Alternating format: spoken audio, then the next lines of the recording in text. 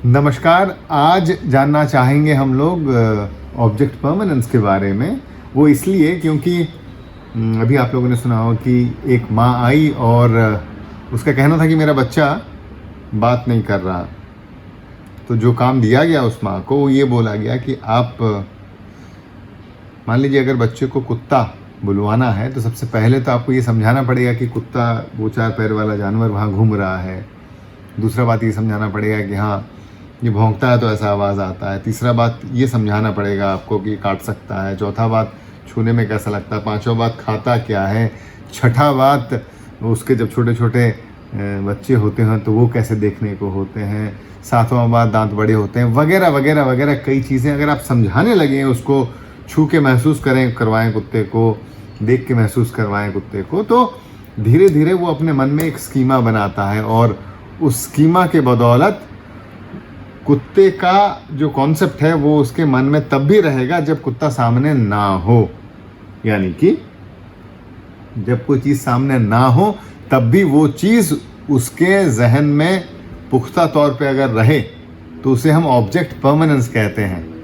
कहने का मतलब क्या? कहने का मतलब ये है कि अगर एक साल के नीचे का बच्चा हो तो उसको अगर आप यूं पेन दिखाएं और वो पेन पकड़ने की कोशिश करे, या कोई खिलौना दिखाएं खिलौना पकड़ने की कोशिश करें, और 1 साल के नीचे का बच्चा हो और उसे बोल दें पर्र कौवा ले गया, तो बच्चा भूल जाएगा, रोएगा धोएगा नहीं, ना ही पीछे आके देखने की कोशिश करेगा। लेकिन अगर बच्चे की उम्र 1 साल से ज़्यादा की हो गई हो तो यूँ अगर आप फर्र करवाते हैं तो बच्चा पीछे आके ढूंढना शुरू करता है उसको। यानी कि कलम उसके सामने से चला गया, आउट ऑफ साइट का मतलब ये नहीं कि दिमाग से भी चला गया, आउट ऑफ माइंड नहीं हो जाता है।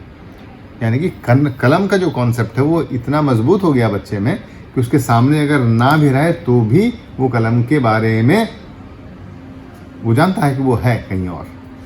इसे ऑब्जेक्ट परमानेंस कहते हैं। ये ज़रूरी इसलिए है क्योंकि किसी भी शब्द को बोलने के लिए, हमें कुत्ता का उदाहरण ले रहा था, अगर मैं अभी जो बात कर रहा हूँ वो चीज़ें तो मेरे सामने है नहीं, वो कहीं है मेरे सामने, लेकिन मैं उसके बारे में बात कर पा रहा हूँ। वो इसलिए बात कर पा रहा हूँ क्योंकि उन सब चीज़ों का जो कॉन्सेप्ट है वो मेरे मन में है कहीं पे। तो जब तक ऑब्जेक्ट परमानेंस नहीं आएगा बच्चा अपना पहला शब्द नहीं बोल पाएगा। इसलिए आप देखते होंगे कि 1 साल होते होते ऑब्जेक्ट परमानेंस आता है और 1 साल होते होते बच्चा 3 शब्द बोलना शुरू करता है। तो बड़ा अहम होता है कि ये स्कीमास डेवलप किए जाएं, सिमेंटिक रिप्रेजेंटेशन डेवलप किए जाएं। इसलिए एक स्पीच थेरेपिस्ट अमूमन बड़ा इनडायरेक्ट तरीके से काम करेगा, चीज़ों के बारे में बात करेगा, सुनाएगा, दिखाएगा, छूने के लिए प्रोत्साहित करेगा, सूंघने के लिए, चखने के लिए प्रोत्साहित करेगा, ताकि स्कीमा बने।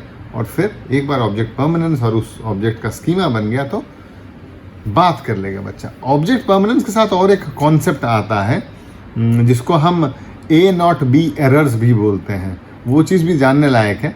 वो कुछ इस तरह का है कि एक्सपेरिमेंट इस तरह का किया गया कि मान लीजिए 2 कपड़े रखे गए और एक कपड़े के नीचे यूँ, मान लीजिए 2 कपड़े रखे गए और यही कलम लिया गया और इस कलम को इस कपड़े के नीचे बच्चे के सामने रख दिया गया और दूसरा कपड़ा भी यहाँ है। मैं बात कर रहा हूँ 1 साल के बच्चे का। तो बच्चे को दिखाया गया कि अच्छा है नीचे रह गया तुम्हारा कलम। तो बच्चा क्या करेगा, कपड़ा यूँ हटाएगा और कलम यूँ निकाल के देखेगा। 1 बार किया गया, 2 बार आप इस तरह छुप गया कलम, तो बच्चा क्या करेगा, फिर देखेगा और कपड़ा यूँ उठाएगा और कलम निकालेगा यूँ।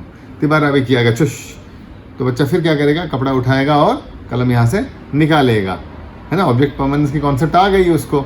अगर 6 महीने 8 महीने का बच्चा है और पीछे नीचे अगर कर दो तो फिर भूल जाता है कि कहाँ गया भूल जाता है वो। लेकिन 1 साल का बच्चा निकालेगा और बाहर करेगा। लेकिन अगर आप 3 बार यूं करने के बाद चौथे बार यूं कलम दूसरे कपड़े के नीचे रख दें तो भी बच्चा क्या करेगा, इसको नहीं निकाल कर इसी कपड़े को उघाड़ेगा और ये उम्मीद करेगा कि कलम उसके नीचे मिल जाए, है ना। मतलब कि कई बार आपने 3 बार आपने इस कपड़े के नीचे कलम रख दिया, चौथे बार उसी के सामने इस कपड़े के नीचे कलम को रखा, लेकिन उम्मीद बच्चा करेगा कि इसी कपड़े के नीचे कलम होनी चाहिए और इसी कपड़े को उघाड़ेगा। इस तरह की गलतियों को A-B एरर्स बोला जाता है। और ये वही लगभग 12 महीने, 14 महीने, 16 महीने तक उस समय ये देखने को खूब मिलती हैं।